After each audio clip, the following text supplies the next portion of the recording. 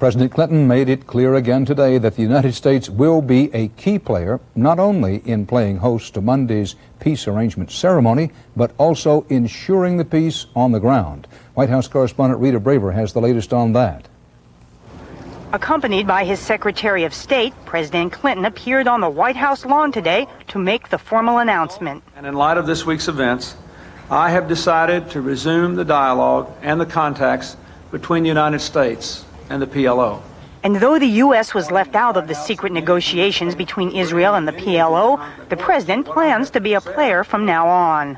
The United States will continue to be a full and an active partner in the negotiations that lie ahead to ensure that this promise of progress is fully realized. Earlier, Mr. Clinton met with members of Congress who expressed broad support for the peace agreement, but acknowledged it will be expensive for the U.S. and other nations to fund security in the Gaza.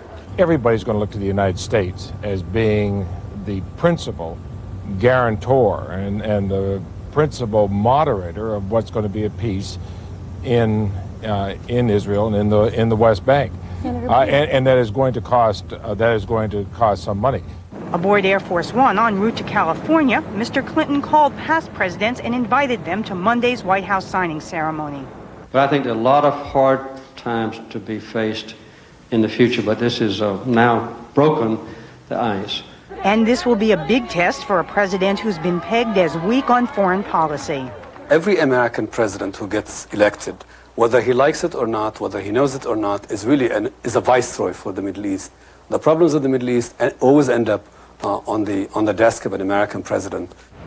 The president today promised guarantees to ensure the peace, and he talked to leaders of Syria, Lebanon, and other Middle Eastern nations, expressing hope that this historic accord will facilitate progress across the region, Dan. Rita, thanks.